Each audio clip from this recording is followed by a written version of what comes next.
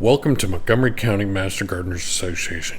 We're here to share expert advice, practical tips, and local insights to help your garden grow and thrive. Join us today at our Conroe, Texas facility, where we're going to install 450 square feet of Palmetto St. Augustine turf. All right, so what are we doing today? Well, the plan is we need to kind of get, loosen this up. I've got a tiller, just lightly break the surface, rake it smooth, and fill in this hole. We want to have as level as we can. So it looked like it's just the native dirt, right? You did not put any compost in? Put compost in. Oh, you've already put the compost in? Yes. Okay. So that was done a couple of weeks ago. All right, and then is this pretty late in the season to be putting turf in, or is this a good time to put? What's the best time? The best time is now when it's cool. We put turf, some of this other turf we put in August of last year. Wow. Yeah. You have to water a lot? Yeah. Okay. You need to water frequently the first couple of weeks. Just make sure that the roots grow. That's the whole purpose of our first year.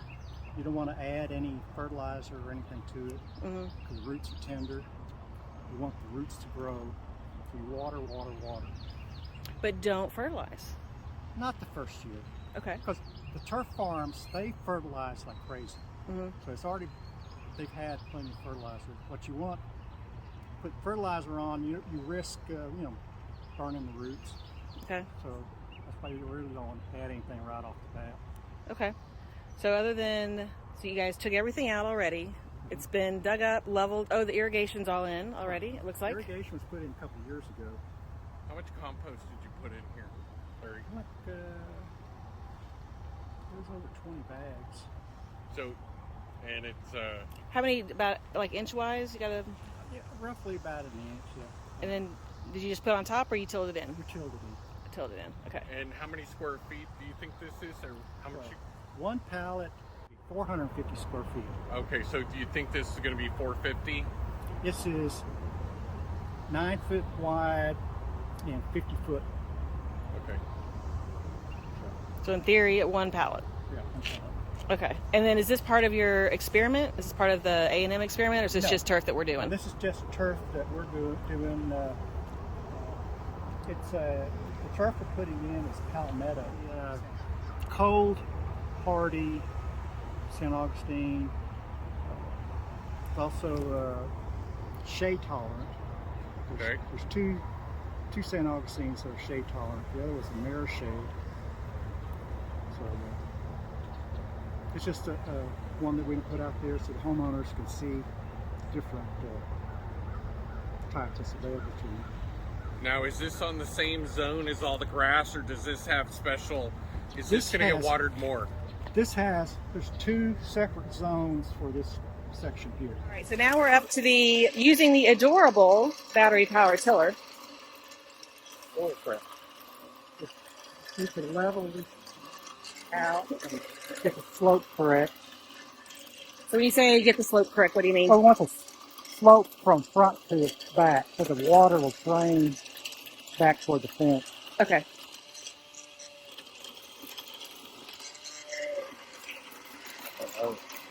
Hey, I did all that work on that irrigation. Don't hit that. Yeah.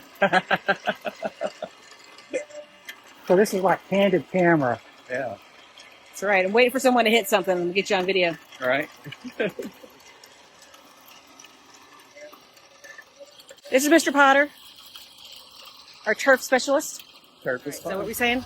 sometimes the best thing to do before you put sod down is just to till the ground, not necessarily add a whole bunch of other organic matter or anything like that. Just tilling the ground enough will loosen things up and help the grass establish.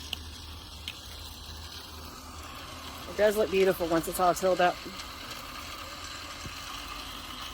And it's not very deep either. Just a couple of inches just to loosen up the top so the roots will break down and get down deeper in the soil. Oh, you're taking out the rocks and everything. All right, so now we can see this side has been tilled and is being leveled with a little bit of a slope for drainage. It's looking beautiful. I'll put it in. Just like, put that down. It's going to kind of continue to grow. Then the next row, we will take it and... Is that... So we'll start halfway. So we got a little space there, is that okay? Yeah. Well, we've got... Got a knife? I've got a knife and I've got a machete to cut.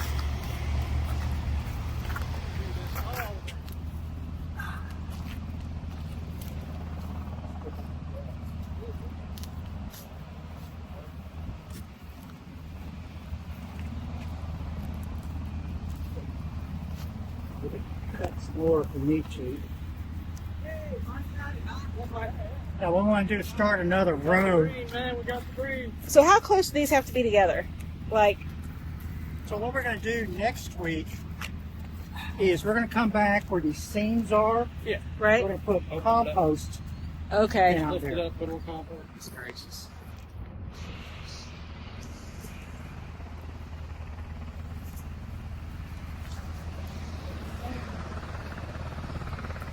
Here, that's the dividing point. We want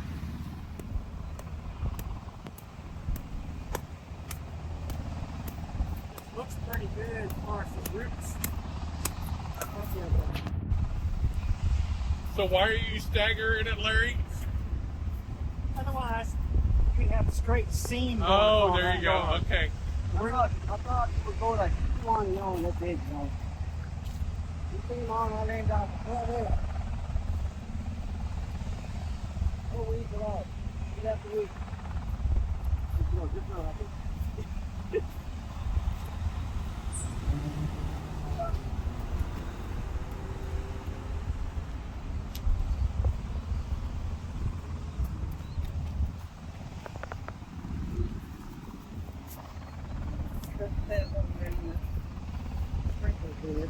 Oh, sprinkler head.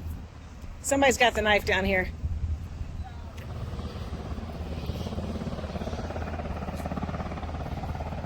So I noticed we did not water before putting down our sod.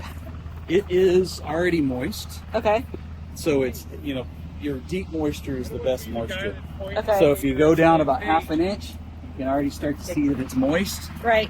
So we don't need more water. Yeah. So the first initial watering will help get that topsoil back to moist again. Okay. But it's just going to be your first ½ an inch that typically needs to be wet. Okay. You should always wet it down really good first, and then after you put the sod, wet it again. So what's like good sod? Like Larry said, this looks like it's in good shape. Oh, this is good looking. So what makes it good looking? Well, first of all, it's got a good amount of dirt and it's hanging together. A lot of things you get, they're all falling apart, especially towards the bottom of the, Good moist good moist sod soil. underneath it. And plenty of roots sod. coming Some up. of them, Kind of like, typically, if you don't have the ability to have a sod roll or something that's heavy that rolls it and keeps it down to the soil, just walking on it when it's moist like this will help get it down to the soil. And then after you water it the first time, you may want to walk over it again just to make sure you get good contact. All right. So now we've got to adjust all of our sprinkler heads. We hadn't done that yet. We just run them at this point. Make sure every grass is getting some water. Whoa, that one's gone crazy. Whoop, nope. 45. Which one's a 45? Yeah, you can spread out the fanning on these. Yeah, Oh, you just twist the fan.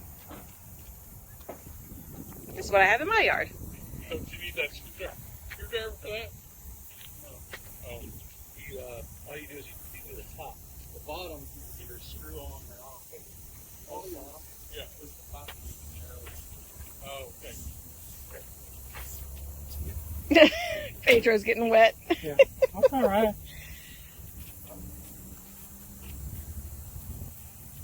Okay, we'll Okay, so here we are a week later after installing the turf, and we've had a ton of rain. So as I'm walking on it, I can feel it's kind of squishy under my feet. Larry says that the yellowing a little bit is normal, nothing to be worried about at this point. Grass is just getting adjusted, growing roots.